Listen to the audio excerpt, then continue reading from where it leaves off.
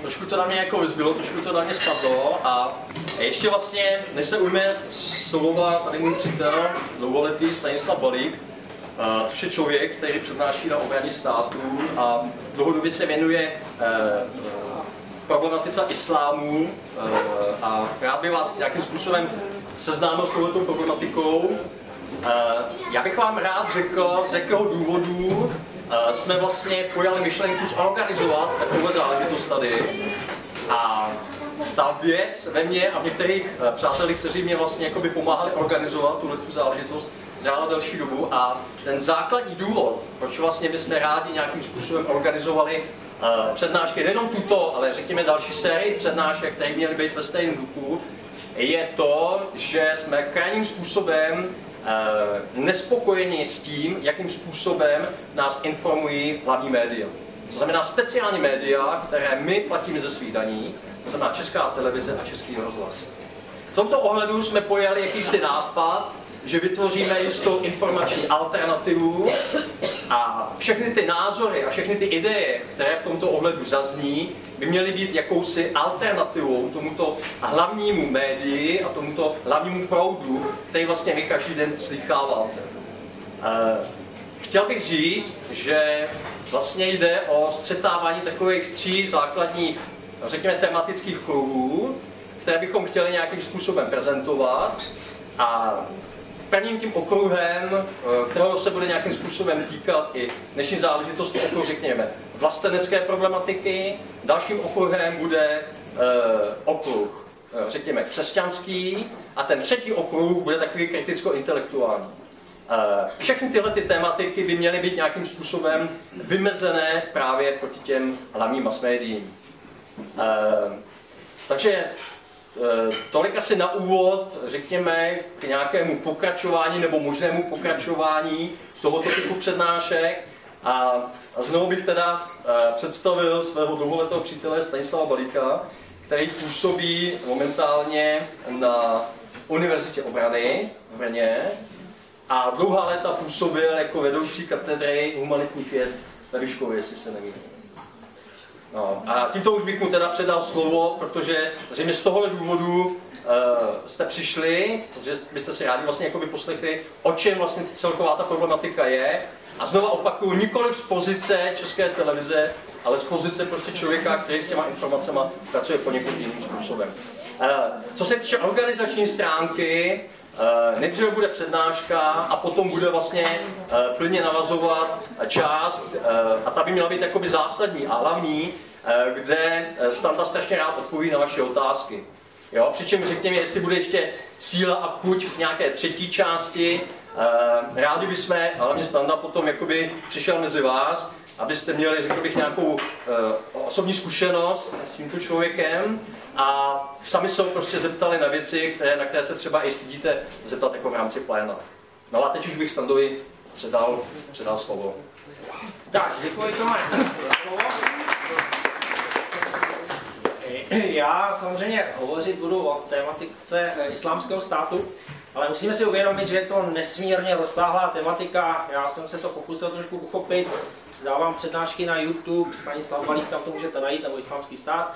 Je tam asi 40 dílů, točil jsem to 3 dny a mám ještě dalších 60 dílů namyšleno, že by tam bylo, takže asi 100 dílů, takže je to opravdu rozsáhlá problematika. Já se pokusím vybrat to nejpodstatnější, co by vás mohlo zajímat, a hlavně, aby se obnažila nebo vysvětlila celá ta problematika, řekněme, ve své složitosti, ale hlavně ve všech těch souvislostech. Já to trošku dám na svůj život, aby jsme to trošku pochopili z hlediska té, řekněme, genealogie, z hlediska toho vývoje toho problému a z hlediska, jak ty věci do sebe tak nějak zapadaly. Samozřejmě na to jsem přicházel postupně, tou problematikou se zabývám celé roky. Já bych řekl, že ty mezinárodní vztahy a hlavně takový ten problém islámského terorismu, řekněme, islamismu, džihadistů, to se zabývám opravdu dlouhodobě. Nicméně takový celkový obraz, řekněme, je až tak nějak v současné době, který se mi tak nějak vytvořil. Bereme to jako mozaiku, jako pucle, který si člověk skládá. Je tam spousta informací, které samozřejmě člověk získává, i osobních zkušeností. A teprve na základě toho vlastně vzniká nějaký takový celkový obraz. Takže je to takový můj obraz, který já vnímám. Samozřejmě můžou být jiné obrazy, ale otázka je samozřejmě diskuze, o tom se pak můžeme vždycky pobavit a řekněme opravit si své názory nebo diskutovat o nich a brát to v té naprosté otevřenosti. Tak, já se historicky vrátím teď do svého mládí, je mi 47 let, takže už trošku něco pamatuju a vracím se do 70. let minulého století, kdy v Afghánistánu, to je taková ta země, které se říká, že by to velmocí, je to taková symbolická země, kde právě spoustu těch věcí, o kterých teď budu hovořit, se vlastně odehrávala a de facto odehrává dneska. A je to i symbolické z hlediska těch časových záležitostí i z těch věcí, které se děly a dějí dneska, i z hlediska určitých retro záležitostí, které vlastně probíhají v současné době a které jsem zažíval třeba v době svého mládí, takže to do značné míry mé vzpomínání. Takže já to zkusím všechny tyto záležitosti propojit nějaký souvislý příběh. Tak, vraťme se do roku 1977. Co bylo v Československu? Charta 77, že? 1977 byla charta. Ale v té době v Afghánistánu došlo k tomu, že se k moci dostali komunisti. A když se dostali k moci komunisti, tak to byla taková zásadní geopolitická záležitost pro Spojené státy americké. Američani řešili problém, jak je možné teda, že ti komunisti se v tom Afghánistánu dostali k moci a co teď s tím vlastně udělat, co s tím provést. A v té době byla u moci administrativa Jimmyho Cartera. A Jimmy Carter, co by prezident, měl poradce pro otázky národní bezpečnosti Zbigněva Břežinského. Byl to Američan, ale polského původu a byl to člověk, který měl obrovský přehled. Vždycky ti lidé, kteří přicházeli z Evropy, to už byl Zbigněv Břežinský nebo Henry Kissinger, měli obrovské historické zkušenosti, znalosti a vždycky tak nějak obohatili tu americkou politologii, ale obecně politiku o spoustu poznatků. A Zbigněv Břežinský hned od začátku hájil stanovisko, že je potřeba uštědřit Sovětskému svazu jakoby sovětský Vietnam. To znamená, co tím myslel? No myslel tím to, že je potřeba nějakým způsobem vlákat Sověty do pasti, aby sovětská armáda intervenovala do Afghánistánu a de facto se jim stalo to samé, co se stalo Američanům ve Vietnamu. Víme dobře, že Američané prohráli svůj dlouhodobý konflikt ve Vietnamu, měli tam 57 000 mrtvých, měli obrovské problémy, nejenom ekonomické, vojenské, ale zejména morální. Oni v podstatě byli totálně otřeseni, celá ta americká společnost byla v šoku, jak je možné, že nějaký malý chudý národ, v podstatě bezvýznamný, někde v jihovýchodní Asii, je schopen porazit supervelmoc. Takže od té poloviny 70. let měli takové vietnamské trauma, takový syndrom, který spočíval právě v tom, že jakoby supervelmoc utržila porážku a de facto otřásla celým tím politickým systémem. Tam byl samozřejmě problém Watergate a další problémy, které se tam kupily a ten Carter to jakoby zdědil a v tuto chvíli Zbigněv Břežinský říká, dobrý, nám se to přihodilo, ale teď je potřeba vymyslet něco, aby jsme to udělali to, že ti Sověti se dostanou do stejné pasti a de facto to způsobí nakonec kolaps Sovětského svazu. Takhle to bylo vymyšlený, on tenkrát měl oponenta ministra zahraničních věcí Spojených států, Walter Mondale to byl, a ten říká, ne, pojďme konvenční cestou, do toho nepůjdeme. Nicméně Zbigněvu Břežinskému se podařilo přesvědčit prezidenta o tom, že jeho myšlenka, jeho strategie je správná a tím způsobem vlastně prosadil to, že vlastně Američani začali podporovat takzvané mudžahedíny. Jo, to zní to vznešeně, říkalo se jim bojovníci za svobodu, dneska jim říkáme islamisté, říkáme jim teroristé a tak dále. Vždycky záleží na dobovém kontextu a samozřejmě, která strana vždycky reprezentuje ten názor. Nicméně tenkrát to znělo vzletně a v podstatě Američani spolu se Saudskou Arábií, Katarem, Spojenými arabskými emiráty a dalšími západními zeměmi začali podporovat tyto opoziční skupiny a ty skupiny vlastně získaly podporu v Pakistánu, protože tam byl u moci Zia ul-Haq, což byl pakistánský prezident, byl to voják, diktátor, který v podstatě vytvořil vynikající podmínky pro to, aby vlastně tyto bojovníci za svobodu měli své ideální podmínky právě v tom Pakistánu. Takže všechno sloužilo k tomu, aby vlastně ta komunistická vláda v Kábulu, tedy hlavním městě Afghánistánu, byla zlikvidována, ale hlavně šlo o to, aby de facto byli donuceni Sověti intervenovat do Afghánistánu. A tady je potřeba říci, že tento cíl byl beze zbytku splněn. Proč Sověti se nakonec rozhodli intervenovat? No oni se báli šíření islamismu, oni se báli šíření džihádu, oni se báli toho, že ty středoasijské republiky, samozřejmě Tadžikistán, Uzbekistán, ty sousední svazové republiky, které sousedily tehdy s Afghánistánem, musíme si uvědomit, že tehdy byl ten velký sovětský svaz, tak vlastně, že budou zasaženi tímto jakoby morem islamismu a že vlastně ti islamisti vlastně začnou totálně likvidovat ty středoasijské republiky a de facto ten islám se stane největší bezpečnostní hrozbou pro sovětský svaz. A tak vlastně oni se takhle rozhodovali a teď se ještě báli, že Pakistán bude možná intervenovat do Afghánistánu, Američani si vytvoří v Afghánistánu své vojenské základny. No zkrátka těch, řekněme, obav tam byla celá řada. No a tak nakonec v Politbyru došlo k jakémusi hlasování a teď je zajímavá věc, jak kdo hlasoval. Tam je zajímavé, že KGB a někteří starší soudruzi, zejména Leonid Ilič Brežněv, byl takový starší, se rozhodl, že jako sovětská armáda přece všechno zvládne, když vyhrála druhou světovou válku, tak nějaký Afghánistán nebude samozřejmě problém. Nicméně sovětská armáda, ta generalita říkala zcela jednoznačně, my nechceme do té války, to bychom mohli bojovat 100 let a nikdy to nevyhrajeme tu válku, protože sovětská armáda není vycvičena na tento druh konfliktu, gerilové války a navíc ti Afgánci nepochopí, že jsme je přišli osvobodit a že jim tam přinášíme bratrství a pomoc a vůbec tu svobodu. Prostě nepochopí to a budou proti nám bojovat a v tom případě vlastně bude problém pak i v Sovětském svazu a de facto se dostaneme do stejných problémů jako Američani ve Vietnamu. Takhle argumentovali, nicméně byli přehlasováni a bylo nakonec rozhodnuto, že ty intervence bude podniknuta. V roce 1979 se to zrealizovalo. V podstatě takový ten scénář, který jsme tady zažili 21. srpna 1968. Najednou tam přiletěli tedy ty sovětská letadla, výsadkáři, dobili tehdy prezidentský palác, protože tam byl tehdy u moci Hafizullah Amín a to byl zase takový ten komunista, který nepochopil přesně tu politiku, kterou Sověti chtěli realizovat a pak měli v letadle už připraveného Babraka Karmala, který byl předtím velvyslancem v Praze a ten měl být instalován na jeho místo a v podstatě se měl stát tím generálním tajemníkem a prezidentem vlastně Afghánistán. Všechno bylo perfektně zvládnutý. Samozřejmě nějaký ty ztráty byly. Amín byl samozřejmě zastřelen, celá jeho rodina, všichni poradci, celá ta stará garnitura zlikvidována a ten nový generální tajemník byl instalován a byla tam ta bratrská pomoc sovětské armády afgánskému lidu, tak jak jsme to znali, tu proklamaci z Československa. Jenomže tady se stala ta chybička, že přece jenom Afgánci nejsou Čechoslováci v roce 68. Tady si musíme přiznat, že oni třikrát porazili Brity, byly tři války vlastně mezi britským impériem a mezi Afgánci. A Britové nikdy neutržili horší porážky než právě v Afghánistánu. Nebyli schopni nikdy Afghánistán okupovat, nebyli schopni z něho vytvořit kolonii. A tady se ukázalo, že hrdí, zejména Paštuni, což je jedna z těch etnických skupin, která žije v Afghánistánu, jsou natolik hrdí, že rozhodně nepřijmou tu okupaci z hlediska toho, že Sověti jim tam budou vládnout. A Sověti měli v počátku plán, jakože oni rychle to všechno obsadí, instalují novou vládu, podpoří afgánskou armádu, no a během tak půl roku se stáhnou zpátky do svazu. To byl jako plán. Clausewitz říká, že každý plán padá prvním výstřelem na bojišti, takže samozřejmě všechno bylo jinak.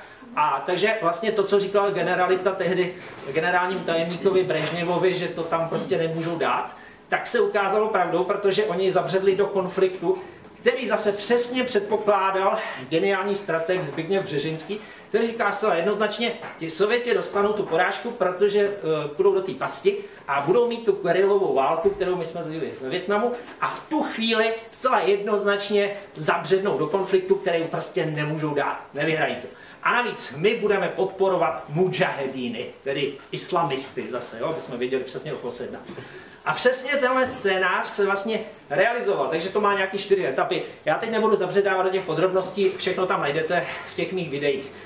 V podstatě je v tom, že během těch 10 let došlo k tomu, že Američani dodávali vlastně ty nejnovější zbraně mudžahedínům, bojovníkům za svobodu.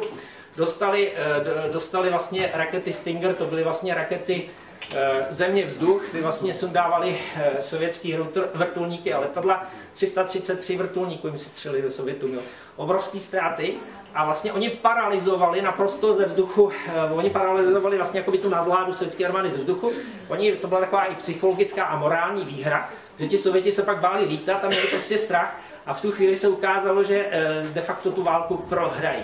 A jediný jednotky, které byly schopny tam nějakým způsobem obstát, byli výsadkáři a specnaz, právě i ty vrtulníky, ale ty pak už jakoby ne. A Gorbačov, když nastoupil v roli generálního tajemníka, protože tam tenkrát se sdělal furt na funusi, že, do Moskvy. Tenkrát jeden umíral, druhý umřel, Andropov, Černěnko, jo, všichni prostě takhle. A oni tam dali toho nejmladšího, že už by teda nemusel umřít, a to byl právě Michal Gorbačov, že 85. rok, všichni ti starší vzpomínají.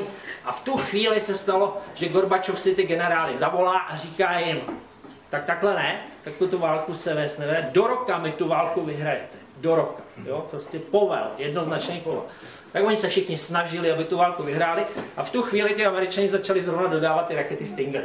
Takže ty vrtulníky, letadla, 147 letadel, 333 vrtulníků.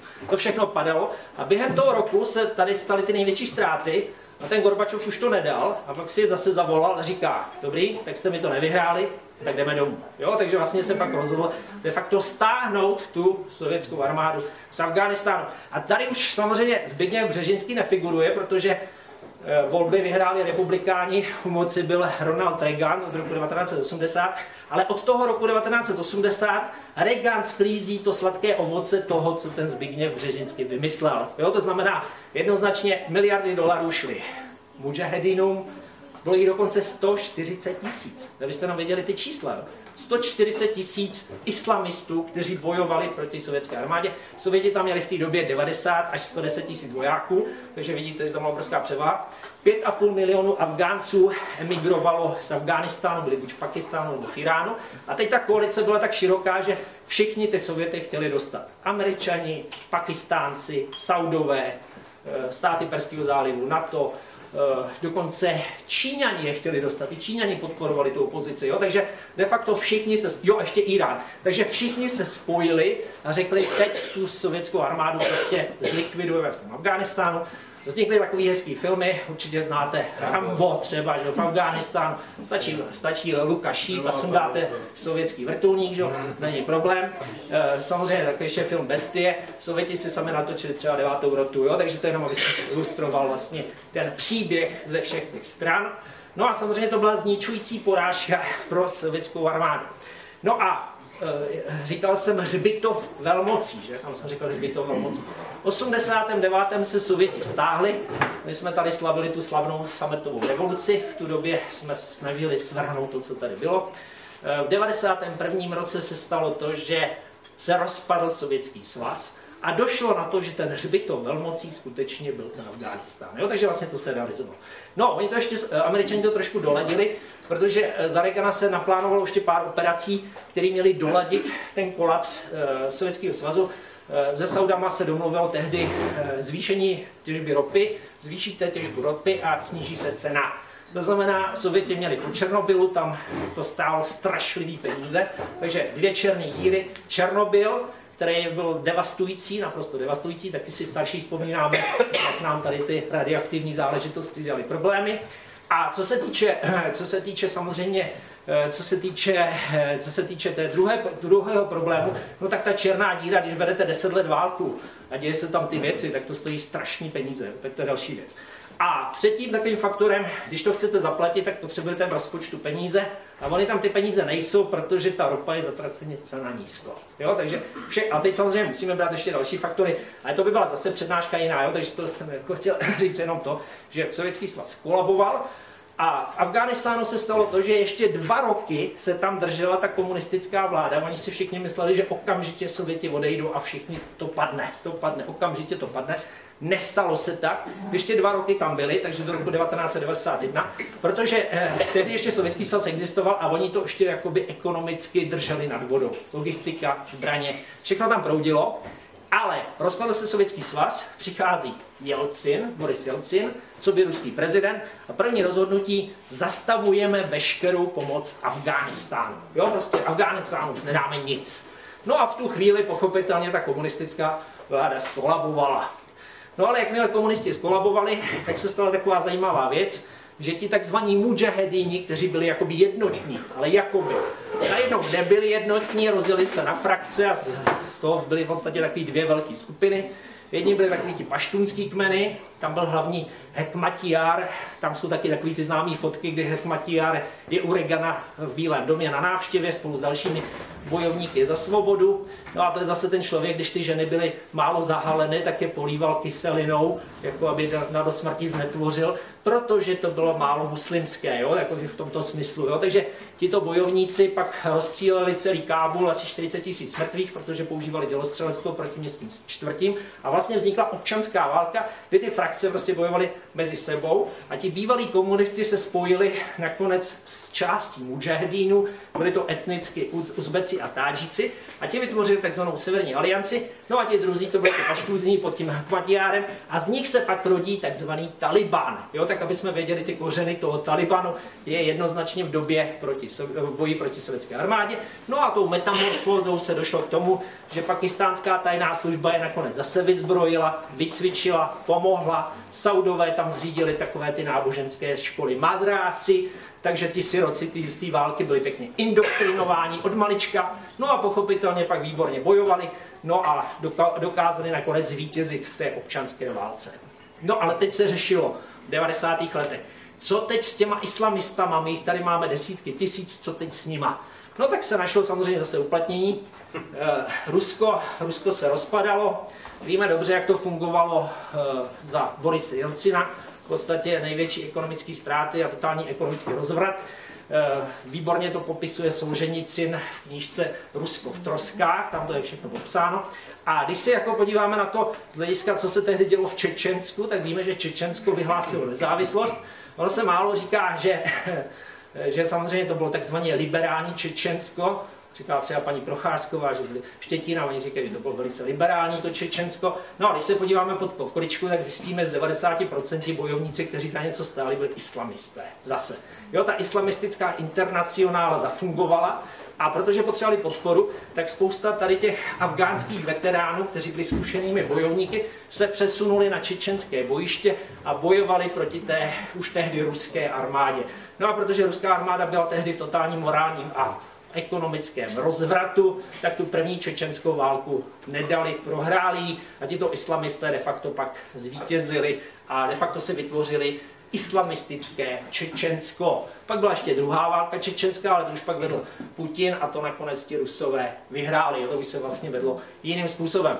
Samozřejmě byla to brutální válka, nechci zacházet do podrobností. Já jsem jenom chtěl zdůraznit to, že tady tyto veteráni pak bojovali právě na Kavkaze a nebojovali jenom v Čečensku, v Dagestánu a v těch dalších oblastech a všechny ty teroristické útoky, které byly vedeny proti Rusku, Vreslána škola, že jo, ti rukojmí v divadle, že jo, v Moskvě a tak dále, to bychom zase dlouho do toho, tak to všechno dělali právě zase ti čečenští teroristi, kteří vlastně byli jakoby pozůstatek té čečenské války. To je, ano. Co Bosna?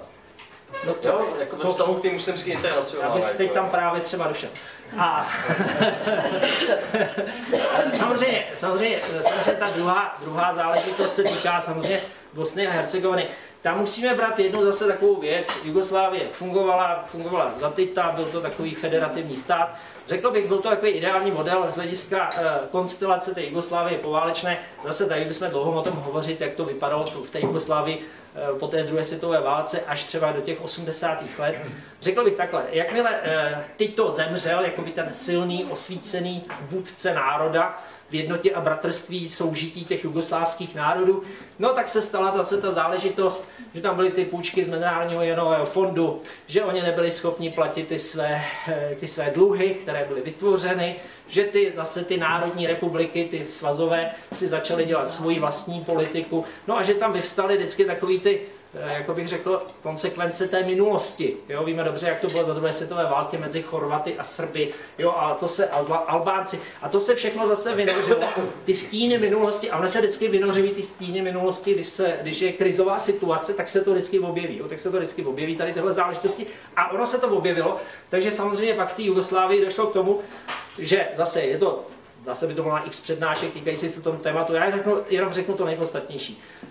Šlo o to, že vlastně Američani do značné míry pak začali, Saudové to samozřejmě zafinancovali, vytvořil se letecký most a de facto tito islamisté byli přesunuti na to bosenské bojiště, kde nakonec získali převahu de facto nad těmi Srby, kteří tam bojovali. Samozřejmě zase to bylo jakoby mediálně pokryto v tom smyslu, že zlí Srbové, hodní Bosňáci, hodní Chorvati.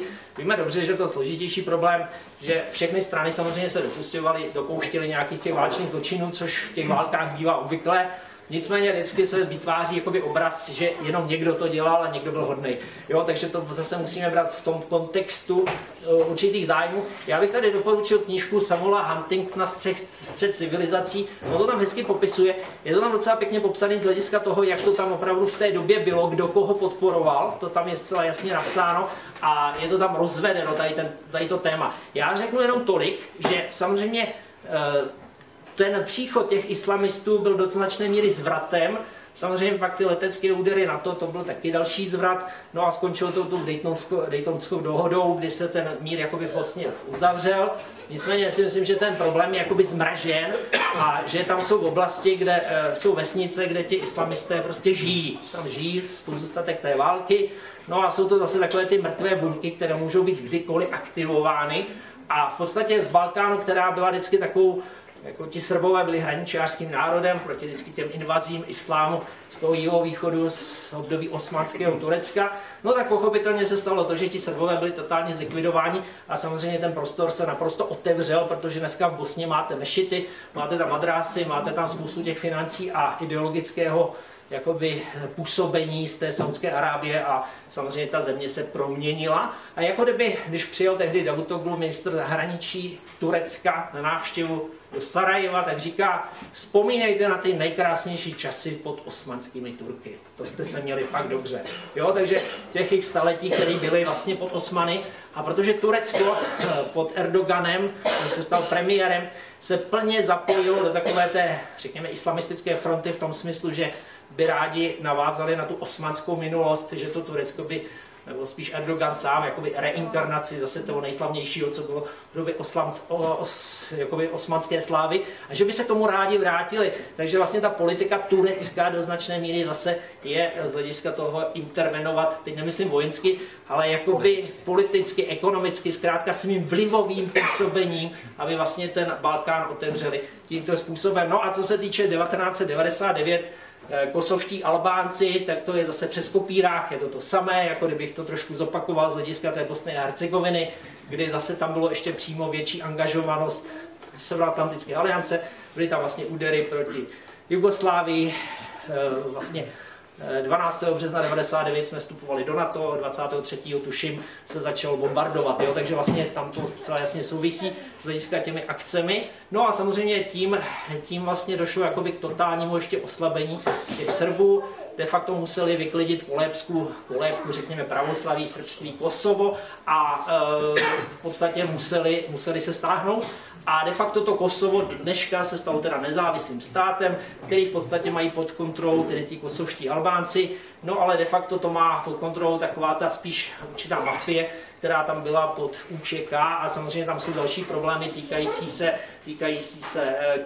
se mešit, týkající se dalších těch islámských symbolů, které v podstatě dostali naprostou zelenou, a to, co se stalo v Bosně a Hercegovině, se samozřejmě stalo i v Kosovu. Jo? Takže je to další takový islamizovaný stát, který vlastně de facto dělá politiku, která je zase v souladu s politikou spíše Saudské Arábie a Turecka a rozhodně neodpovídá hodnotám Evropské unie, kdybychom to hovořili takhle. Nicméně Evropa to platí. Jo, vždycky je to tak, že vlastně Evropská unie tyhle záležitosti de facto financuje. Takže tohle musíme brát v potaz, když se o tom problému bavíme. Teď jakoby trošku odbočím. Rok 1990-91. Po pádu železné opony píše zase Fukuyama, konec dějin, píše o tom, že začíná jakoby ta zlatá éra liberální demokracie, v tom smyslu, že dějiny končí, že už nebudou žádné války, žádné konflikty, a de facto celý svět přijme tady ten, řekněme, ten americký model demokracie a lidských práv, a že to prostě bude fungovat, konzumní společnost, a všichni budou spokojeni a de facto žádné teď střety už tam nebudou, jak píše ten Huntington, střetu civilizací. No, poslední takovou válkou měla být válka v zálivu, to už bylo za Bushe staršího 1990-91. To byla zase záležitost, kdy Irák s Iránem bojovali 8 let, takovou velkou válku. vlastně sunité proti šítům, kdy vlastně de facto Saddam Hussein byl tehdy podporován východem i západem, všichni mu dávali zbraně a všichni říkali bojuj proti těm zlým Iráncům, protože oni chtějí šířit tu šítskou islámskou revoluci dále, je potřeba proti ním zasáhnout. Tak Saddam si byl povzbuzen, tehdy zaútočil, myslel si, že to bude rychlé vítězství, protože Irán byl tehdy otřesen tou revolucí a oni popravovali všechny ty svý důstojníky, protože ten starý režim se likvidoval. Američané už tam nedodávali žádné zbraně, náhradní díly, takže všichni měli pocit, že to bude rychlé vítězství. Nicméně nebylo, protože ten fanatismus, islámský fanatismus byl takový, že Ajatolláh Chomejní, který tehdy stál v čele Iránu, rozhodl, že vlastně všichni chlapci jsou jeho děti. No a tito chlapci se pak vrhávali na té minové pole, protože byli takový lehcí, tak jezdili na kole, aby čistili ty minové pole. Jo, takovýmhle způsobem se tam bojovalo. Milion obětí, bylo to velice krvavý konflikt, ale zajímavé je, že pak jakoby ty zbraně a náhradní díly pak se dodávaly nejenom Iráku, ale dodávalo se to i Iránu, aby ta válka de facto byla trošku delší, aby se udržovala v chodu a byl to určitý takový zájem. Válka skončila, Saddam Hussein byl vyčerpán, neměl peníze, tak požadoval, aby byl kompenzován, aby se mu odpustili všechny dluhy a Kuvajt mu řekl, ne, my to chceme zaplatit. No tak on říkal, no jo, ale ta mapa byla nejdřív namalovaná jinak, to malovali Britové a oni ten Kuvajt tam namalovali původně, že to bude součást Iráku. No tak si řekl, že by bylo dobrý si ty ropný pole vzít, jako by ty kuvajský, že? Připojit to ke svému území a tím by vykompenzoval ty finance, které vlastně ztratil v té válce. Dokonce měl pocit, že všichni s tím souhlasí, měl pocit, takže udělal intervenci, obsadil Kuvajt a v tu chvíli zase Američani řekli, ne, teď je potřeba vrátit zase a vrátit se zpátky a Kuvajt prostě bude Kuvajťanů. No a v tu chvíli on s tím nesouhlasil a tak byla válka. Ale tehdy ta válka byla všeobecný konsenzus, je to zajímavé, bylo to vlajkou OSN, byli tam všichni, byli tam Američané, byli tam dokonce Syřané, Egypťané, další, Saudové, spoustu arabských zemí tam byla. Byl tam celý západ a dokonce tam bylo Československo. My jsme tam dodali svoji protichemickou jednotku, takže jsme bojovali na straně vlastně mezinárodního společenství proti zlému diktátorovi. Takže to tenkrát takhle vyšlo.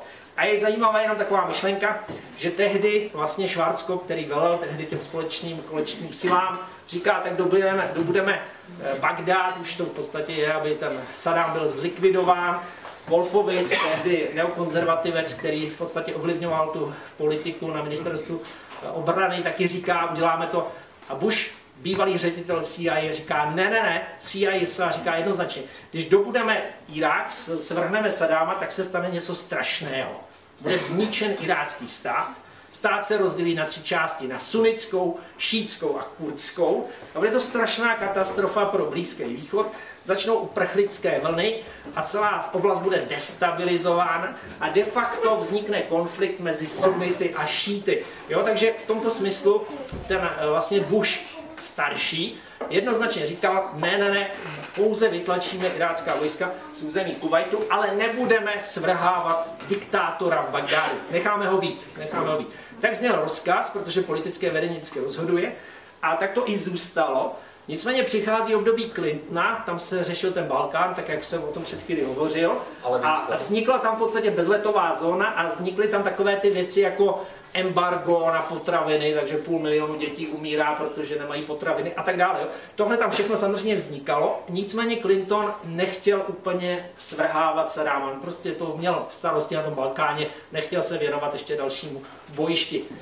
Přichází ovšem 11. září 2001. A tady je takový obrovský předěl. Zase spoustu přednášek by mohlo být asi věnováno jenom tomuto tématu, jo, 11. září. Samozřejmě spoustu teorií, jsou nějaké oficiální věci, které vydal tehdy vláda Spojených států, kongres, jsou samozřejmě konspirační teorie. Já bych tady v tuhle chvíli to nechal spíše otevřené, já budu se bavit o těch důsledcích toho 11. září. Já řeknu vám suchá fakta. 11. září 2001 bylo oficiálně podle analýz CIA 1000 džihadistů ve světě. 1000 jako aktivních, kteří jako fungovali. Byli nějaký mrtví buňky určitě byli, ale takových 1000, kteří aktivně něco prováděli v té skupině Al-Qaida. V současné době, podle střízlivých, a to jsou velmi konzervativní odhady, těch džihadistů je asi 50 000. Tak jenom takové srovnání. A to už bojujeme kolik? 15 let bojujeme. Jo, už bojujeme 15 let, ale 50krát tolik. No a podle jiných odhadů je to víc než 100 000. A blíží se to těm číslům, které jsem uváděl, který jsem dneska už uváděl někde na začátku příběhu, když jsem říkal, že když se bojovalo tehdy proti sovětské armádě, bylo potřeba vytvořit tu obrovskou džihadistickou, řekněme, povstaleckou armádu, která měla svrhnout komunisty a vytlačit tu sovětskou armádu z Afghánistánu. Takže, ale to je jenom na odbočka. Já jsem jenom chtěl říct, to 11. září 2001 bylo takovým předělem, že od té doby začíná jakoby aktivistický přístup v té americké politice, že do té doby v podstatě byly ty věci spíš tak jakoby skryté a tady začíná ta otevřenost v tom smyslu, že je potřeba okamžitě intervenovat. Okamžitě. Jenomže Al-Qaida není žádný stát. Al-Qaida to je v podstatě teroristická skupina, která samozřejmě má zase kořeny v té nešťastné afgánské válce v těch 80. letech. To je vždycky ten původ je v těch 80. letech. A tady si musíme uvědomit jednu věc, že vlastně Američané okamžitě řekli, ano, Usáma bin Laden, to je ten viník, Al-Qaida, potřeba intervenovat do Afghánistánu. Bylo to velice rychlé, to tažení bylo naprosto geniálně rychle. V podstatě na podzim 2001 byl svržen Taliban v Afghánistánu. A on byl svržen tak, že vlastně speciální jednotky americké podpořily tu severní alianci, podpořili ji a zároveň letectvo vlastně dělalo vzdušné údery. No a ten Taliban de facto byl ve velice krátké době svržen. No a samozřejmě byla ustanovena demokratická vláda prezidenta Karzáího a de facto ta severní aliance, o kterých jsem dneska hovořil, ti Wallordi, kteří de facto tam byli ti původní mudžahedíni a bývalí komunisti, se de facto dostali k moci a od té doby tam vlastně jsou v tom demokratickém Afghánistánu a vládnou. Jo? Takže tam došlo tady této změně. No ale to byl jenom počátek, to byl jenom začátek. Další operace byla náročnější, to už jsme v roce 2003, jsme na jaře roku 2003, jsme v březnu. A naplánovaná byla operace proti Iráku a tady to bylo takový složitější. Stavitelem sekulárního režimu. To znamená, rozhodně to nebyl žádný islamista, ale byl to sekulární diktátor, který určitě nedělal hezké věci, když používal třeba ty chemické zbraně proti Kurdům, tak opravdu tam ti mrtví byli. Používali je proti Iránu, samozřejmě dělal spoustu dalších věcí, které se jistě můžete všude dočíst. Nicméně, a to je potřeba říct celá jednoznačně, neměl prostě žádný záměr dělat nějaký 11. září 2001, což se psalo. Psalo se o tom, že podporuje Al-Qaidu, že v podstatě plánoval ten útok na dvojčata v New Yorku, že de facto je to velice nebezpečný podporovatel právě toho džihadistického hnutí. No a druhá věc byla to, že tam má zbraně hromadného ničení na svém území. Oni ti inspektoři OSN hledali všude mohli, hledali pod postelí Saddáma Husajna, hledali prostě kde mohli. Ku podivu inspektoři nic nenašli. No ale Bush říká, teď zase Bush, ne starší, který se choval tak, jak se choval, ale Bush mladší, který byl u moci v té době, říká, ale oni hledali málo, hledali špatně. Je potřeba jim pomoct v tom hledání. No a samozřejmě bylo potřeba podniknout nějakou operaci a operace byla naplánována na ten březen 2003, že to bude vojenská operace, která svrhne Saddáma Husajna. A teď ale byl zajímavý ten rozdíl mezi rokem 1990-91 a rokem 2003. Bush se začíná bavit s těmi západními politiky, svolá si je všechny a teď řekne, chystáme operaci na svržení Saddáma, chceme, aby to byla velká koalice a půjdete s náma. No a teď někteří reagovali, ano, půjdeme, a někteří říkají, ne, rozhodně nepůjdeme. A teď je zajímavé, kdo co říká. Největší odpor byl ze strany dvou států. Byl to ze strany Francie, který tam byl prezidentem Jacques Chirac, a ze strany Německa, kde byl kancléřem Gerhard Schröder.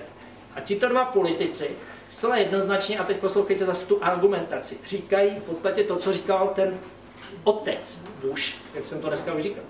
Říkají, když tam budeme intervenovat, svrhneme Saddáma, vytvoříme chaos. Z toho chaosu bude rozbitý stát, totální zničen, vzniknou tři skupiny nebo tři nezávislé entity, sunnická, šítská, kurdská. Vznikne válka mezi sunity, šíty, Blízký východ bude v plamenech a Evropa bude zaplavena miliony uprchlíků. To říkali tyto dva politici. A řekli, Francouzi řekli, jednoznačně naše armáda do té akce nepůjde a budeme všechno dělat proto, aby se to neuskutečnilo. No a Němci, kteří jako nemají nějakou intervenční moc armádu, řekli, my to podporovat rozhodně nebudeme a nechceme, aby se to zrealizovalo. Nicméně tato politika se samozřejmě zrealizovala A nejaktivnější tam byli zejména tehdy španělský premiér, Berlusconi tam byl velmi aktivní a pak samozřejmě politici z východní Evropy. Nejaktivnější byl pan Václav Havel. Takže takovýmhle způsobem se vlastně reagovalo. S tím, že naši vojáci se tenkrát toho zúčastnili, byli zase v té protichemické jednotce, jako v té první válce. Nicméně mandát byl takový, budete tam, ale nebudete bojovat. Jo, zase na rozdíl třeba od Poláků, kteří tam byli, měli speciální jednotky a přímo zase bojovali, protože ti Poláci, když už teda jdou, tak jdou absolutně, my jdeme, ale ne úplně. My vždycky trošku taktizujeme. Takže tam to byl ten jasný rozdíl v těch postojích. A teď, když si to vezmeme v potaz, tak co se stalo? No, stalo se v podstatě to, co bylo jakoby řečeno těmi několika politiky s tím, že vlastně predikovali de facto budoucnost. Takže svržení režimu, velice rychlá záležitost, ta armáda v podstatě irácká neměla šanci. Samozřejmě to byl takový ten klasický blitzkrieg, blesková válka, v tom smyslu svrhneme rychle režim, porazíme, všichni nás budou vítat. No tak oni chvíli někteří dokonce i vítali, ale bylo to proto, proč to bylo, že vítali? Ono to bylo proto, že vlastně oni teď jako si mohli dělat, co chtěli. A někteří lidé mají tendenci, když je něco svrženo, tak teď mají pocit, že nastává éra svobody. A tu éru svobody si představují různě, ale zpravidla si to představují tak, že v tuhle chvíli si můžeme dělat, co nás napadne. Takže se to udělalo tak, že se vyplundrovaly všechny muzea. Jo, to znamená to, co se tam sbíralo, ty sbírky vlastně od Sumeru, tak to se všechno vyplundrovalo. Buď se to rozkradlo, anebo se to ještě zničilo, ještě další faktor. Všechny ministerstva byly vyplundrována a došlo ještě takovým věcem, jakože vlastně ten stát se totálně začal rozpadat. A Brenner, který byl vlastně jako tím americkým protektorem prvním, tak říká, dobrý, uděláme zásadní věc, rozpustíme iráckou armádu. Ze dne na den prostě najednou armáda přestává existovat. No to, co se stalo? Ty 100 000 lidí, kteří byli v té armádě, ze dne na den byli nezaměstnaní. No a samozřejmě ty zbraně, které měli k dispozici, si vzali jako domů, si vzali s sebou.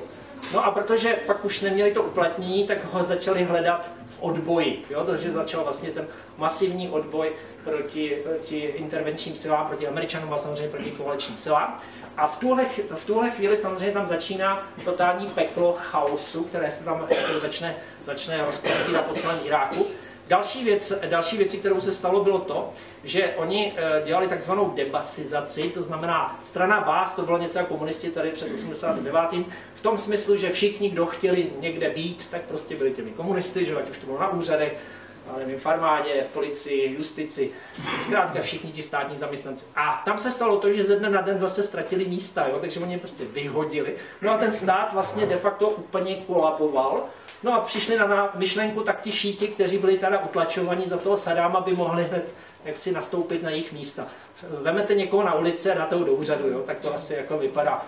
Komunisti to zkusili v 50. letech, víme, jak to dopadlo. Jo? Takže v tomto smyslu jako to takovýmhle podobným vlastně způsobem to dělali, ale samozřejmě na ten irácký poměry, kde opravdu ten chaos se rozvinul a byly tam denodenně bombové útoky, umírali tam stovky lidí, přichází tam Jordán Zarkáví, terorista, který tam vytváří, a teď je pozor, jo, teď ta napojenost na Al-Kaidu.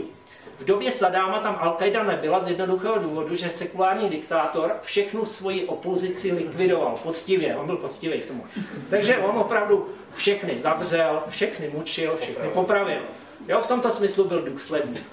Jakmile tam přišli Američani a rozpustili ten irácký stát, tak se stalo, že všichni džihadisté z celého světa, kterých bylo teda docela ještě málo v té době, tak jejich počty začaly se mnohonásobit, protože Zarkáví to byl Jordánec, to tam jakoby spustil velice dobře organizovanou skupinu Al-Kaidy.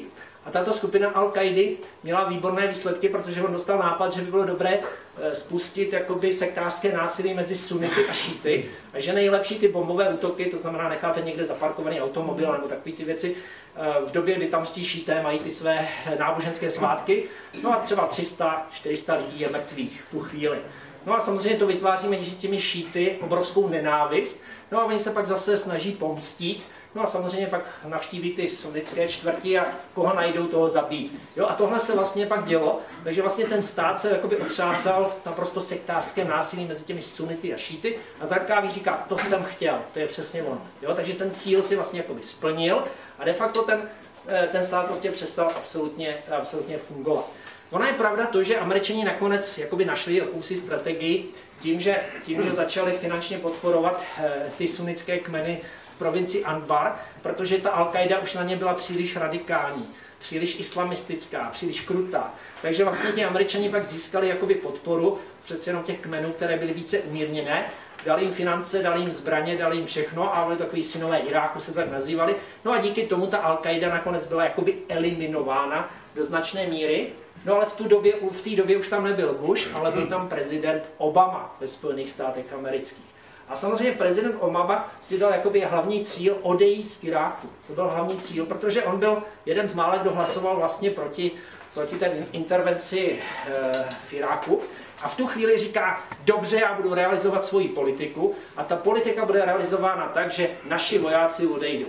A ono je pravdou, že ono se to opravdu jakoby podařilo sklidnit díky těm opatřením, že financujete různě tu druhou skupinu a nějakým způsobem to dáváte do pomyslného klidu. Trpíte iránský vliv, protože se vám podařilo tím, že jste tam instalovali šítskou vládu, že vlastně jste posílili Irán, vašeho hlavního nepřítele. Takový paradoxy se někdy v politice dějí. To všechno se Američanům povedlo. Nicméně roku 2011 dochází k situaci, že Obama vyhlašuje, poslední americký voják se stahuje z Iráku, protože tuhle válku jsme definitivně vyhráli. A bude tam vždycky klid. Se nám to podařilo. Jo, takže pamatuju si přesně, když si vezmete ty záběry, já nevím, březen, duben, to bylo tuším 2003, Bush mladší přistává na letadlové lodi a říká, jsme dosáhli absolutního vítězství, jako v tom smyslu proti Iráku. Tak další střih je vlastně rok 2011, Obama opouští jakoby ten Irák a říká, teď jsme vám předali ten demokratický Irák a už si musíte vládnout sami, jo? Prostě musíte to zvládnout, protože my jsme vám tady vytvořili předpoklady k tomu, aby ten stát se rozvíjel tím správným demokratickým způsobem. A teď když si to zase vezmeme ten trošku střih, tak zjistíme jakoby, jak to šlo dál, že Malíky, to byl vlastně šítský premiér v Bagdádu, jakmile Američani odešli, tak řekl, a teď si budu dělat svoji politiku. Oni už jsou pryč a teď to můžu konečně začít dělat podle svého. Tak samozřejmě on preferoval šíty, takže synové Iráku byli okamžitě odzbrojeni, okamžitě přestal financovat, no a když si nějak začali vyskakovat, tak je začal pěkně zatýkat, jo? Takže další taková věc. Takže vlastně ty sunity si totálně znepřátelili. To je jedna záležitost. Pak se stalo to, že ještě předtím, když tam ještě byli Američani, abych se trošku vrátil ještě k jedné drobnosti, tak ono to souvislo s tím, že tam bylo vlastně obrovský detekční tábor Buka, kde se soustředovali vlastně všichni zadržení. A byli tam jak ti islamisti z Al-Kaidy, tak tam zároveň byli všichni ti bývalí Saddámovi důstojníci. A teď došlo k takové zajímavé syntéze, že oni se začali vzájemně ovlivňovat. A říká se tomu největší džihadistická univerzita, která byla kdy vytvořena. Jo, to znamená, v tomto táboře se jeden od druhého učili. Vojáci uměli, řekněme, technické dovednosti, zabíjení ve smyslu technické zdatnosti, byli to prostě vojáci. A ta druhá strana zase uměla být jakoby ideově zapálenou, to znamená islamisticky zapálenou. No a oni se takhle vzájemně propojili, ovlivnili. A tady se nám rodí vlastně ten pomyslný islámský stát. Jo, to je takový ten mix jakoby Saddámova režimu, nebo těch elitních Saddámových důstojníků, zejména zpravodajských důstojníků, s těmi zase velmi zapálenými islamisty z původně Al-Kaidy, takže ty kořeny tam jsou. Ten Bagdádí tam opravdu stál u toho zrodu, té irácké Al-Kaidy, byť on začal dělat do značné míry samostatnou politiku. A teď si vemte, že ono se stalo ještě několik věcí v tom roku 2011. Američani odchází z toho Iráku, o tom jsem hovořil. Teď se stává to opěvované arabské jaro. Jako oni tam začali svrhávat ty špatní diktátory v Tunisku, v Egyptě, v Libyi, že pak začala občanská válka v Sýrii, v Bahrajnu se pokusili, tam Saudové zase pomohli Emírovi, aby zase to tam nějak dal do pořádku, v Jemenu to začalo. Zkrátka ve všech těch zemích hnutí probudilo v tom arabském světě, že konečně budou mít tu demokracii, budou si volit svobodně a tak dále, a tak dále. A dojde to k tomu úžasnému happy endu. A samozřejmě diktátoři byli všichni špatní a bylo potřeba svrhnout a nejlépe zabít a zbavit se jich jednou provždy. Takže zoufalý Mubarak volá Obamovi o pomoc, zachraňte mě, já jsem vždycky jako hájil vaše zájmy v Egyptě, že snažil jsem se, co jsem mohl, dělal jsem, co mi síly stačily. A v tu chvíli nikdo neodpovídá na druhé straně drátu. Jo? Prostě nikdo s ním nekomunikoval. No a samozřejmě on byl pak zatčen a souzen. Jo? Takže a pak stala samozřejmě ta demokratická volba. Muslimské bratrstvo vyhrálo volby a prezident Mursi, což byl představitel bratrstva muslimského, se stal prezidentem a okamžitě tam začíná islamizace země. V Egyptě, jo? Okamžitě islamizace země. No pochopitelně pak byla reakce ta sekulární a zajímavá armáda reagovala tím, že byl vojenský převrat. Sisi se dostal k moci a pochopitelně tam vytváří tu vojenskou diktaturu, která pro změnu zase zatýká, mučí, popravuje. Jo, to zase bez nějakých těch. Nicméně předtím byli třeba likvidováni koptští křesťani v Egyptě, ale za té vojenské diktatury už se to neděje. Jo, zpravidla za toho islamistického režimu je to tak, že ty minority trpí a zejména křesťané jsou podrobeni absolutní genocidě. Jo, to předvádí islámský stát, ale předvádí to i islamisti v dalších zemích. Takže tohle se děje. Samozřejmě další problém třeba Libye z hlediska toho, že Kaddáfí je tedy svržen, nicméně se mu k tomu pomůže, aby byl svržen, že? Protože islamisté, nebo promiňte, opozice, jenomže zase 90% účinné vojenské síly opozice jsou islamisté. Proč? No protože ti demokraté, liberálové, takoví ti skuteční zastánci západních hodnot si sejdou tady v kavárně a budou hovořit o demokracii, ale nebudou bojovat s Kalašnikovem a budou svrhávat někoho. Že to vyžaduje jednak, že chcete obětovat svůj život, že jste jakoby kovaní v té víře, no a prostě jste důslední se vším všude a prostě předpokládáte jisté vlastnosti a jistou víru a prostě jistý charakter, řekněme. A v tomto smyslu jednoznačně být tím člověkem, který jenom o tom hovoří, tak to není dobré, na bojišti musíte předvíst něco jiného. A v této situaci je zcela jasné, že v Libyi de facto se toho zmocnili zase islamisté. No a ono se to projevilo potom, když v Bengázi zavraždí třeba amerického konzula a vlastně ty lidi okolo něho, protože tito islamisté samozřejmě neberou, že někdo je dobrý a někdo je špatný. Oni berou, že Západ je zlý zase, že všichni jsou zlí. Tak znamená, vy zkusíte třeba někomu pomoct, ale on zítra vám vrazí kudlu do zad. Jo? Protože samozřejmě pro něho jste vždycky nepřítel a oni mají jasno. Oni tu pomoc vezmou, ale využijí samozřejmě proti vám. A to se samozřejmě stalo v Libyi, svržení teda diktátora. Nicméně, a teď skočím do žhavé současnosti, ať byl zase Muammar Kaddáfí, já tady nedělám žádnou obhajobu Kaddáfího, já si ho nemaluju v žádných růžových byl to prostě barvách, byl to diktátor, který byl sekulárním diktátorem, který se dostal k moci vojenským převratem v roce 1969. Nicméně, jakoby on stabilizoval Libyi natolik, že uprchlické vlny prostě nepřicházely. On si teda trošku někdy nechali zaplatit, to si přiznejme, že obchodoval s tím trochu, ale pořád jakoby držel tu bariéru sekulárního silného státu, který je nárazníkem proti těm africkým imigračním vlnám, které vlastně by se řítily do Evropy. Pomohli jsme svrhnout Kaddáfího diktátora v tom roce 2011 a máme rok 2016 a ty 100 000 lidí, kteří připlouvají do Itálie, připlouvají ku podivu z Libye.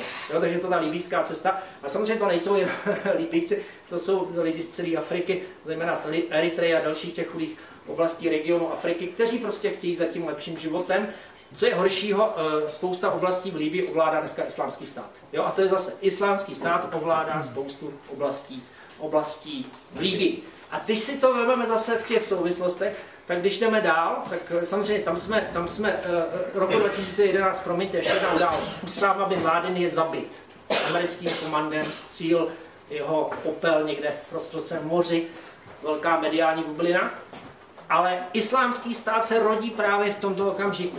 Odchodu Američanů, arabským jarem, všimněte si ty souvislosti, Usáma nám umírá a rodí se nám Bagdádi. A tento Bagdádi dosahuje naprosto fenomenálních úspěchů, které se nedají v ničem srovnat s Usámou bin Ladenem. Jako slabý bodvar, jo? To bylo někde na začátku. Jdeme dál, my jsme islámský stát. My nechceme vytvořit jenom nějakou teroristickou buňku. My chceme vytvořit chalifát. A ten chalifát se má rozprostírat všude, kde jsou muslimové. No a oni jsou tam dneska, ale zítra bychom mohli být ještě dál. Jo, takže takhle to bylo myšlení s tím chalifátem. A teď to díky tomu, že tam byla to arabské jaro, tak vlastně ti bojovníci právě z těch věznic, o kterých jsem hovořil, oni byli propuštěni. Promiňte, ještě amnestie, vždycky se musí dělat amnestie, propustit se všichni ti vězni. Samozřejmě, když Američani odcházeli, tak je všechny propustili, že? Co jiného jim zbývalo. Propustili vězně. No a samozřejmě tito vězni, bývalí vězni, se okamžitě chopili díla. No a protože cítili příležitost, že v Iráku ještě není situace zralá, musíme chvíli počkat, až Malíky bude více šikanovat ty sunity a oni ty sunité pak povstanou proti těm šítům a až bude ten čas zralý a je potřeba vždycky vyčkat na ten správný okamžik, tak se přesuneme do sousední Sýrie a v té Sýrii se zúčastníme občanské války. No a protože v té době už Američani podporovali umírněnou opozici v Sýrii. Zase, co to je umírněná opozice? No, prostě v té době tam byl generál Petraeus, který předtím řídil ty operace v Iráku, v té době už byl ředitelem CIA a v tu říká, no, musíme podpořit ty islamistické skupiny, aby zničili ten režim nejhoršího nepřítele Bašara Asáda, to znamená toho syrského prezidenta. Musíme ho nějak zničit a musíme využít i ty umírněné islamistické elementy. Jenomže kdo to v terénu zkoumá, kdo je umírněný, kdo je radikální, to nikdo nevyzkoumá. A ono se nakonec zjistilo, že právě bojovníci Islámského státu nakonec slavili největší úspěchy. A slavili největší úspěchy proč? Z jednoduchého důvodu. Oni byli zase radikální, výborně zorganizovaní, měli peníze, protože se zmocnili ropných nalezišť a začali prodávat levnou ropu do Turecka, protože zase Erdoganův syn jako chtěl obchodovat s tou ropou. Takže v tu chvíli samozřejmě se zmocnili spoustu finančních prostředků, mohli přeplatit všechny ty ostatní skupiny opoziční v Sýrii a de facto oni přecházeli k ním. Takže oni vlastně rekrutovali všechny ty významnější a řekněme bojovnější skupiny, které se přidali k nim a v Sýrii začali slavit obrovské úspěchy. A teď vlastně oni buldozerem zničili tu hranici a říkají jednoznačně, není žádná hranice mezi Sýrií a Irákem, existuje jediná věc, a to je chalifát, je prostě jednotný. Prostě vytvořme zase tu jednotnou říši a 2014, a tady jsme v tom zase v tom správném roce toho bleskového úspěchu, a ten přichází, kdy Bagdádi se nechá jakoby sám jmenuje, řekněme, chalifem, a v tu chvíli vlastně on vytváří jakoby ten jednotný chalifát, který nerespektuje ty stávající hranice, které vlastně mezi těmi státy byly. A tady je zase ten fenomenální úspěch. Dneska se hovoří o Mosulu. Teď slavíme, že konečně dobýváme Mosul proti tomu islámskému státu. No ale vzpomeňte si na záběry roku 2014, kdy 700 bojovníků se zmocnilo města, který hájil 30 000 vojáků irácké armády. Jo, to znamená 30 000 vojáků, kteří měli nejlepší a nejmodernější americké zbraně, těžké zbraně, de facto všechno nechají být, nebojují a těch 700 lehce oděných a lehce vyzbrojených bojovníků islámského státu se zmocňuje tohoto obrovského města a všech těch zbraní, které tam de facto Američani dali té irácké armádě. A díky tomuto vlastně mohli ovládat ty další oblasti a dokonce se dostali asi až na 20 km od Bagdádu. Jo? A tam byli teprve pak zastaveni tou šítskou milicí, kdy oni ti šíté už nemohli spoléhat na svoji armádu, ale mobilizovali lidi. Jo? Ty šíty posílali v masových počtech jako milice. A samozřejmě z Iránu pak přichází pomoc, jo? Takže Iránci pak jakoby to vystužili.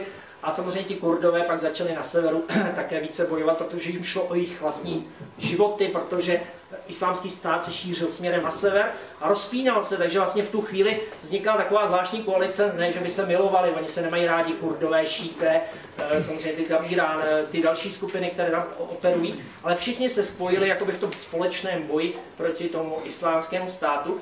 A tady ještě bych řekl na závěr, je potřeba si vnímat jednu takovou záležitost a ta je velice podstatná. Je to mocenská hra, která v současné době je nejdůležitější z hlediska boje mezi Spojenými státy a Ruskem. V podstatě je to zástupné bojiště, je to něco podobného, jak bylo třeba Španělsko před vypuknutím druhé světové války. Je to taková proxy válka, kdy každá z těch stran podporuje ty své koně. Řekněme si to jednoznačně, Rusko podporuje Bašara Asáda, podporuje ho Hizballah, podporuje ho vlastně bagdátská vláda, podporuje ho Irán. To je ta podpora. Na druhé straně jsou samozřejmě islamistické skupiny, neoficiální islámský stát, ale samozřejmě ty Al-Nusra, to jsou ty odnože Al-Kaidi, které operují v Sýrii. Ale samozřejmě jsou tam další islamistické skupiny a tohle všechno je podporováno Saudskou Arábií, Tureckem, Katarem, Spojenými arabskými emiráty. No ale samozřejmě Spojenými státy americkými, kteří jsou trošku jakoby vzadu a kteří vlastně jakoby prostřednictvím jiných států dávají ty zbraně. Jsou tam samozřejmě další západní státy, ať už Francie, Velká Británie a další. Takže tady vlastně vytváří se takový obrovský tlak A vždycky v takových těch zlomových dobách, a tahle doba je určitě zlomovou, se vytváří tlak na to, že vlastně stačí málo, stačí jiskra, a to, o čem se tak hovoří, spekuluje, že vypukne třetí světová válka, která vlastně hrozí v tuto chvíli nejvíc. Mnohonásobně víc, zabývám se asi 20 let tady touto problematikou a myslím si, že zdaleka nejvíc a dokonce víc než v době studené války, v době třeba kubánské krize. Jo. Takže to nebezpečí bezprostředně vypuknutí konfliktu mezi Ruskem a Spojenými státy je v této době, řekněme, velmi, velmi vysoké. Jo, i z hlediska samozřejmě vnitropolitické situace ve Spojených státech a tak dále. Jo, takže a to by byly zase samostatné témata. Chci říci, že v současné době probíhají takový hlavní boje Aleppo, hlavní boje Mosul. Samozřejmě zaměřujeme se na to, že Mosul je potřeba osvobodit od islámského státu, no a samozřejmě zabránit humanitární krizi v Aleppu. Tím bych skončil. Děkuji vám za pozornost.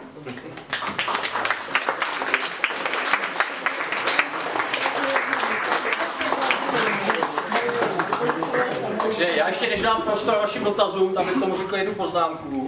Vlastně tam bych ukázal to, co jsem předeslal v tom úvodu. Jo.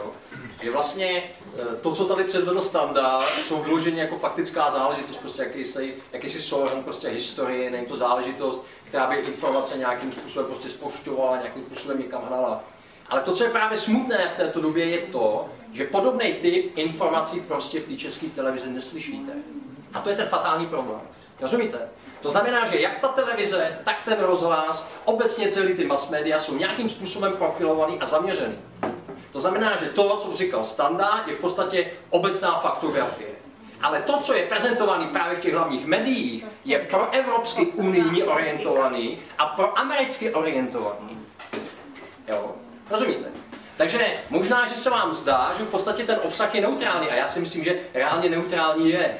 Pochopitelně, když se nad tím zamyslíte, tak vám podle mého některým stanou vlastně hrůzou na hlavě, protože za celou tu dobu, co se dělou všechny ty záležitosti kolem islámu a imigrantů, jste si neuvědomili, že přímo v Evropě existují dva muslimské státy, které do značné míry ovládají islamisti. A je to Kosovo a je to Bosna. A nedávno byli v Bosně poslanci České republiky a po návratu zpět deklarují, že nad každou druhou vesnici v Bosně vlají šahídy, to znamená bojové zástavy islámského státu. No kde by se tam vzali? No kde se tam vzali? No to je přece ta muslimská internacionála, která tam tehdy bojovala proti Srbům. Rozumíte? Ale to jsou věci, které se prostě nedozvíte. Takže z toho důvodu prostě my jsme nastartovali nějaký cyklus přednášek, zamyšlení na toto téma, aby došlo k nějakému typu objektivizace. My vás nenutíme, abyste si prostě vzali něco z toho. A my pokusíme se vám prostě vytvořit nějaký rámec těch informací, abyste si to přebírali jakoby sami. Jo? Takže to jsem chtěl říct, ještě jakoby doplnit k tomu úvodu, proč vlastně ten cyklus těch přednášek bychom rádi nějakým způsobem nastartovali. A ten druhý důvod je ten, že Standa v tuto chvíli má u toho islámského státu asi 3000 zhlédnutí na YouTube. Je potřeba si uvědomit, že elektronické média jsou úžasný ve smyslu ty alterny, ale podle mého nic nenadhradí to reálný, skutečný lidský slovo. To znamená, že jakoby druhý cíl těch přednášek je jakoby stáhnout to z toho internetu, abyste s těma lidma, kteří tímto způsobem alternativně mluví, měli možnost vlastně diskutovat sami. Na cokoliv prostě vás napadne, se jich reálně zeptat, což samozřejmě po tom internetovém médiu můžete velice těžko. A za druhý, zbavit tyhle ty lidi různého typu nálepkování. Což dělají právě zase tyhle ty základní média, tyhle ty mass média, které to nějakým způsobem nálepkují. To znamená, ve chvíli, kdy někdo řekne prostě vlastenec, kdy někdo řekne islám, okamžitě přiběhne někdo z těch médií a hned mu nalepí na čelo prostě tu nálepku. Jo? Takže to je další důvod, proč nějakým způsobem dostává to živý, normální slovo prostě jakoby k těm lidem. Jo? Tak, nicméně, znova říkám, snad to prezentoval jakoby fakticky, takže teď vlastně nastává váš prostor a váš čas, abyste se vlastně na cokoliv, co vás jako v tomto ohledu zajímá, zeptali. Já bych to jenom ještě doplnil tomu. Ty informace, které jsem dal přednášce, jsou úplně v pohodě mainstreamový, ale tam je to o tom, že není paměť, historická paměť ve smyslu toho, že ty věci už si lidi nepamatují, protože oni se rychle zapomínají novými a novými záběry. Takže v podstatě to, co prezentuji, to jenom, že si trochu pamatuju. Tak. Že nejsem tak starý. Takže kdybych vás poprosil, na co byste se chtěli zeptat? No. Takže pan Standa nám tady píše do historii, proč to vzniklo, kdy to vzniklo, jak ty věci navazovaly do sebe. A teď co s tím? Co teď máme dělat? Média lžou, politici lžou, kapitulovali. Co teď nám zbývá? Aby jsme to tady neměli. Aby jsme tady neměli islámský stát. Aby jsme tady neměli islám. Aby nás tady nějak, aby tam tady nevládli teda zvyšený bajky. Co máme dělat? Jako my jako občané. Máme se začít diskutovat, máme se diskutovat, že se budeme bránit. Co máme dělat? Já si myslím, že by stačilo úplně v pohodě, aby se dodržovaly ty zákony, které jsou. Jo, prostě, na politicích dodržování. Jako v podstatě to, co máme jako zákony, tak v podstatě by stačilo, aby se dodržovaly a v tu chvíli by všechno... My musíme nějakým způsobem tlačit na politiky, aby dodržovali zákony. Zákony, já bych šel prostě tou cestou, jako, že ty zákony jsou takhle, jako oni jsou v pořádku, ty zákony, ale musí se dodržovat. Jo, já myslím, že tam, to by stačilo. Politickou volbou. To je to zásadní. Takže nemůžeme volit ČSSD, která zradila, plus další koaliční strany, nebo takzvanou tu opozici, co je... Já bych jenom připomněl, že Stanislav Balík je major české armády, jo, takže v tomto ohledu jako musí být apolitické, jo, jenom jakoby pro vaši informaci. Takže, ale já samozřejmě vás velice pečlivě vnímám, jako, jo, a souhlasím. Standa to úplně tak jako odkývat nemůže, jako, jo. On nesmí, protože i když teďka vymohl není v uniformě, když je v uniformě, tak... No, to je otázka, jo. Nemůže mít svůj názor. Ne, já jenom říkám, že stačilo by, jako, aby se dodržovaly ty věci. Samozřejmě můžu říct třeba, já nevím, v Maďarsku mají třeba politickou reprezentaci, která chtěla, aby se ty zákony dodržovaly, byť byly kritizováni, ale dělali jenom to prostě, co jim jejich zákony jakoby umožňovali dělat a to byla jejich povinnost. Ale my taky. Tak to dělali. Maďaři mají historickou zkušenost s těma Turkama. Ale my taky. Bojovali proti ním Poláci, bojovali jsme proti ním my. Mně už to tady několik let připadá, že se čeká na nového sovětského, protože tady dojde k tomu, k čemu došlo v roce 1683 v Vídni. Naši politici to směřují těmhle klucům, ne teda naši, ale ty evropští levicoví politici. Já to zase trošku historicky řeknu.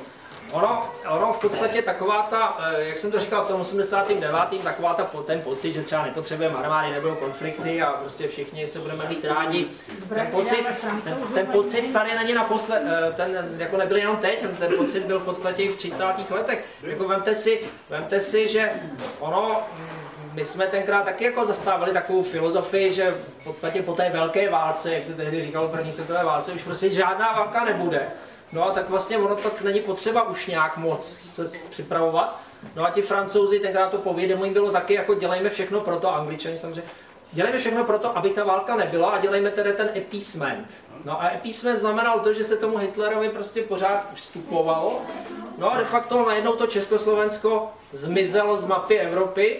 A nikomu to až tak jakoby nevadilo, protože válka nezačala jako proto, že Československo zmizelo. On se mluví o Mnichovu 38, že by se posouvala ta hranice sudetských území směrem do vnitrozemí, kdy jsme přišli o svá opevnění a kdy zase, jasně, oni nás zradili, ale nezradili jsme sami sebe, jo, jako z hlediska toho, že vlastně naší povinností stejně bylo vždycky se bránit, protože když máte suverénní stát, tak vlastně povinností je vždycky se bránit. Jo. To je zase můj názor. A tam záleží na politickém vedení země a pokud prezident se rozhodl, tak jak se rozhodl, tak byl zase mentalitou, řekněme, v pocitech, že vždycky je hezký počasí a vždycky se domluvíme. No ale ono se někdy zatáhne, je škaredě a v tu chvíli je vychřice, ale v tu chvíli se nedomluvíme, jo? Tam už pak zbývá jedině boj, no to mluvím o Hitleru, jasně, tam to prostě asi jedině boj, že jo? Tam to jinak nešlo, ale Československo zaniklo 15. března 1939 a válka byla kvůli tomu válka? Nebyla. A dokonce, kdyby Hitler nezautočil na Polsko, tak by se nic nedělo, tak by se všichni jako spokojili s tím, že nějaký Československo prostě zmizelo. No a hlavně jsme zachovali ten mír v té Evropě. Jo? Takže jenom takhle bych jako řekl z těch historických jakoby, souvislostí. A tam bych vždycky bral asi, že je nejlepší spoléhat především sami na sebe. Jo? Tam bych to bral, že to je alfa omega uvažování. A bohužel u nás je vždycky nějaké rozšiřování, že vždycky jsme spolíhali na tu Francii v meziválečném období. Pak jsme zase všechno spoléhali na Sovětský svaz, se Sovětským svazem na věčné časy a nikdy jinak. 21. srpna 68 jsme zažili, jak to prostě funguje. No a samozřejmě po 89. je zase jakoby snaha, že Západ a všechno zabezpečí. No ale vidíme, že to tak není. Že vlastně vždycky musíme spoléhat především na sebe a asi jiná cesta není. No. To si myslím. Já jsem vám že bylo zajímavé, že v Polsku byl tehdy u moci nějaký pan Pilsudský, který když zjistil, co se děje v Německu, tak navrhl, že prostě byly intervence do toho Německa. Že to tam prostě toho Hitlera snadné, jenomže zase narazil na Západ. Který nechtěl bojovat. Který nechtěl bojovat, a to je to inspirativní pro dnešní dobu. Který nechtěl bojovat. Západ nechtěl bojovat ani v roce 39 za Polsko. Oni řekli, že nebudeme umírat za Gdaňsk, ale pak neumírali ani za Paříž. A neměl tehdy Anglie ten protitankový křídko, který se nazývá Canal La Manche. Tak československý pragovky jezdili po Piccadilly. Ale musíme si uvědomit, že jakoby ten problém se dá vždycky odstranit v době, kdy jakoby na začátku, že on se velice těžko jakoby odstraňuje, když už je rozjetý. Třeba v 35. roce tam byla ta demilitarizovaná oblast Porýní a vlastně Hitler v té době ještě v podstatě armádu neměl, to teprve se začalo se všeobecnou brannou povinností a bylo to někde na začátku, takže vlastně v roce 35, kdyby Francie sama o sobě intervenovala do Německa, tak v podstatě svrhli Hitlera, tak bylo po problému. A v podstatě všichni ho zrazovali Hitlera, že to je riskantní podnik a že do toho nemá jít, protože se něco stane. A on říká, ne, nic se nestane, pojďme do toho. Francouzi nic nepodniknou, protože Angličani jim to nepovolí a oni sami do ničeho nikdy nepůjdou. Ale nepřipomíná vám to nějaký další scénář, který je dneska aktuální?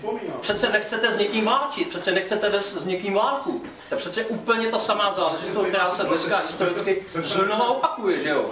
Přece nechcete tím samopalem tam Ježišmarja, přece nechcete válku. A jestliže řeknete, že se musíte bránit, tak jste váleční štváč, že jo? To je jako krátká rovnice. Ale je to úplně ta samá rovnice, jako byla ve 30. letech souvislosti s Hitlerem. A jak říká Standa, kdyby tenkrát se udeřilo proti tomu Hitleru už do 35. roce, kdy reálně neměl žádnou ozbrojenou moc, no tak by bylo finito. Tak by byl konec, že jo? Ale musí být politická vůle. A ta politická vůle chyběla tehdy a ta politická vůle chybí dnes. Je to pořád to samé. Je to vždycky ta politika appeasementu jako ustupování před tím problémem v tom smyslu, že nic nebudeme dělat. A nebudeme dělat nic, až nás to dohoní. Jo? Takhle tady je problém ten, že ty evropští vychází z toho duchu Černohorina a tady tohle. Dneska paní Merkelová, pan Hollande a podobně. To je to samé. Je to samé pro děmory. Dobře, už to asi budeme muset trošku jako nasedat prostor nějakého někomu další. Já nevím, teďka, aby se pán neurazil, já si myslím, že tady nechci být nějaký pesimista, ale myslím si, že tady nějaký, že my jako občaní tady s tím nejsme schopni vůbec dělat nic. Protože to je, teďka tady mluvíte o politici. Já se neurazím. Ale to byste měl. Já bych poprosil pána, jestli by mohl. Taky se tady o to zajímám nějakým způsobem. Teďka je otázka, to jsou mocenský zájmy, že jo? Že tady někdo někoho volí, přece to nezmění mocenský zájmy. A teďka já si myslím, že vy jste předtím právě začal tady tu přednášku a to byl právě Brzezinský a likvidace Ruska. A to je vlastně ten mocenský zájem, kde jsem četl, že Brzezinský sepsal nějaký plán na likvidaci slovanského národa jako takovýho a je to vlastně jenom to, co vy jste tady popisoval, Bosna, Kosovo od začátku. Husajn vlastně, ten Kadáfi, že ti drželi právě tady ten islám na tom místě tam, kde byl.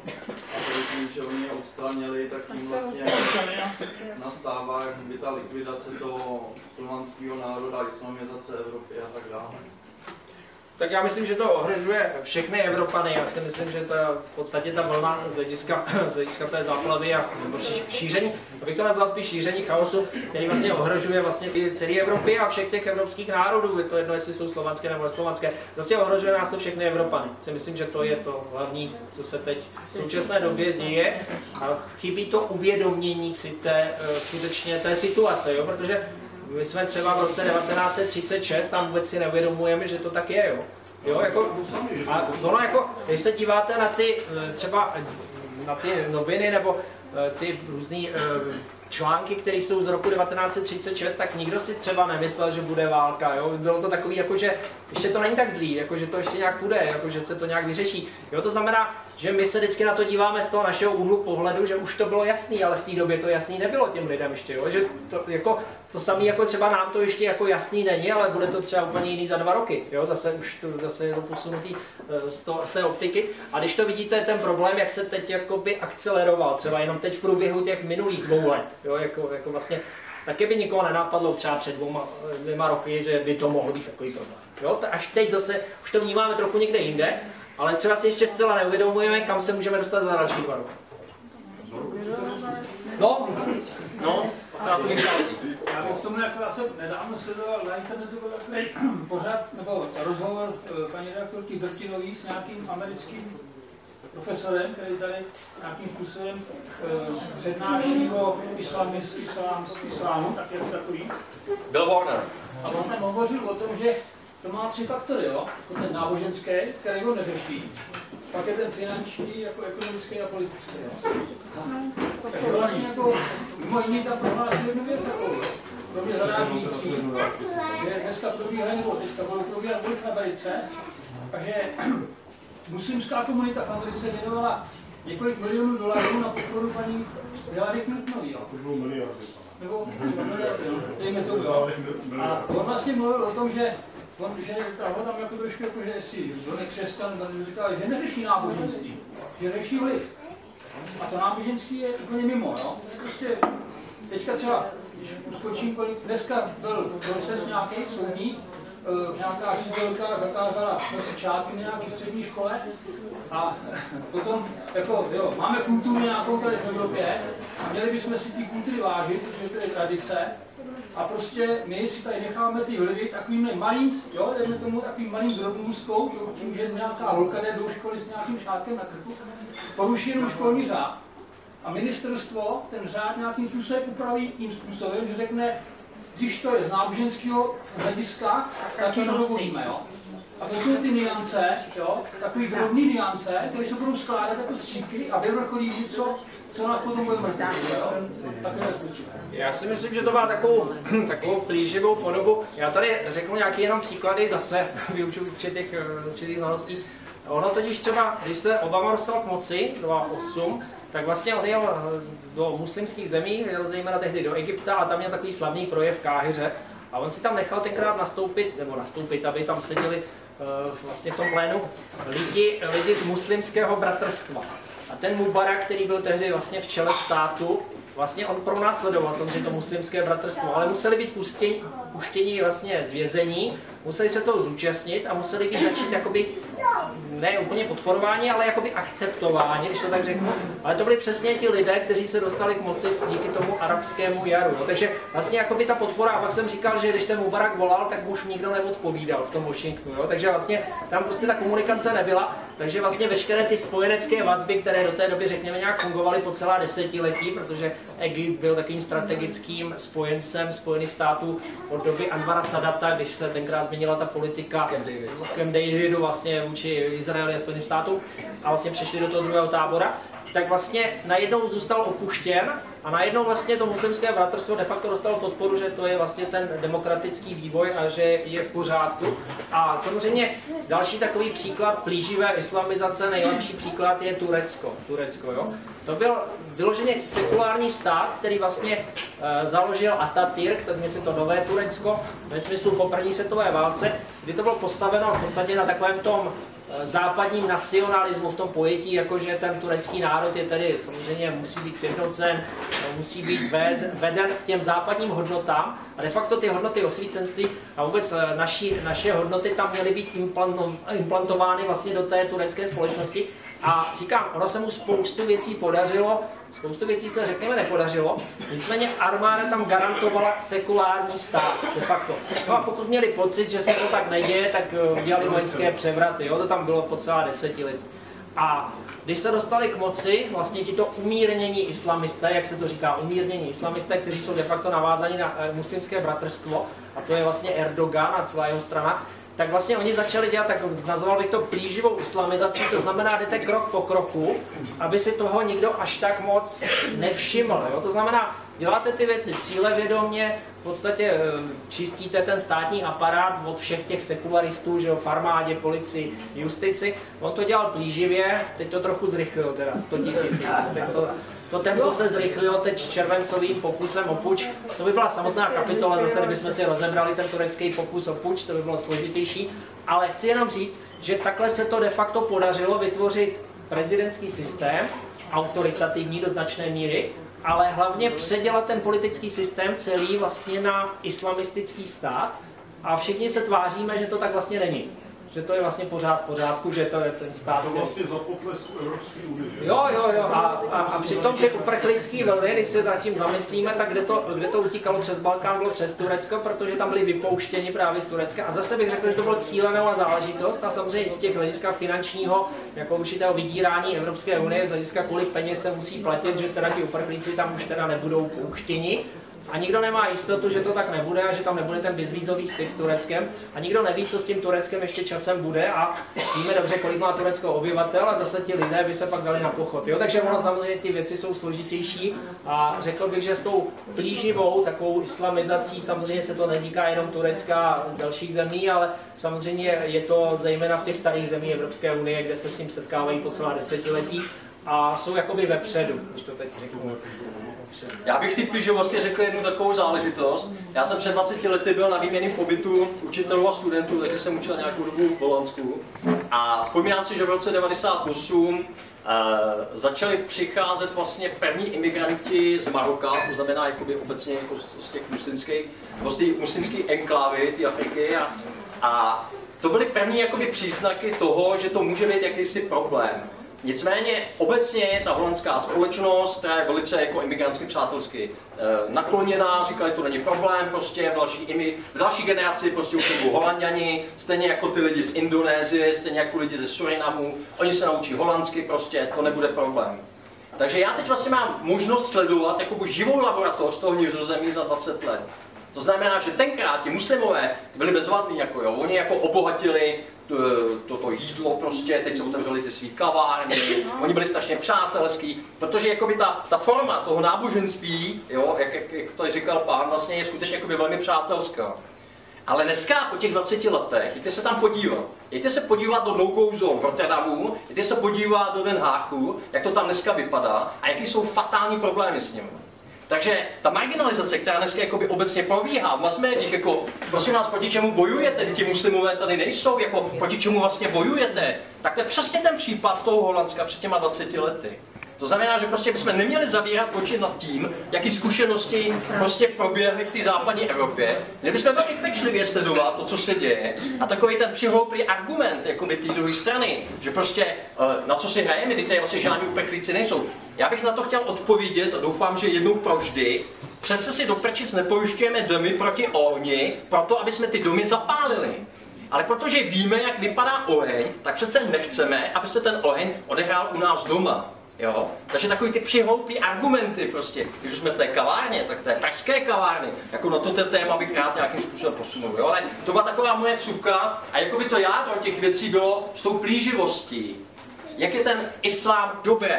On ten Bill Warner říká, že vlastně ten islám má ty dvě podoby, že jo? To znamená to mírové náboženství, ty ženský, jak jsou strašně příjemný, a z druhé strany ten politický, jakým způsobem krok za krokem začnou ovládat společnost.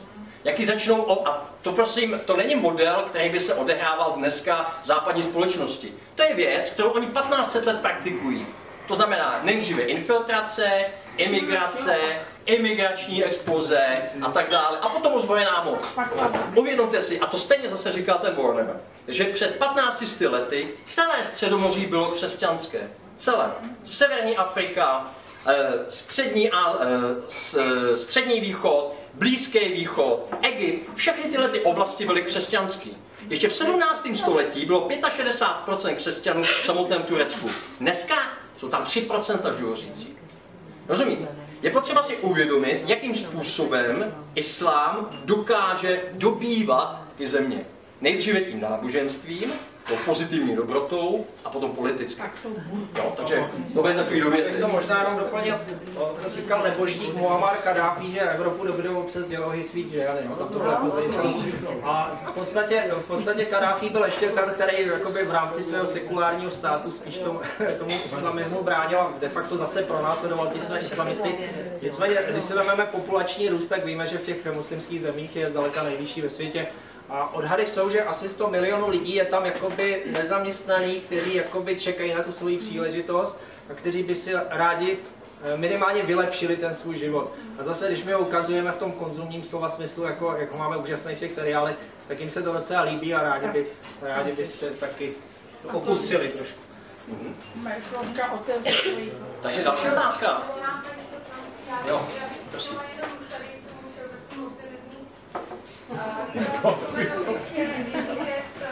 Zapomeňme, že Deutsche Bank a vůbec Evropská banka tak vydává prázdné peníze a za 10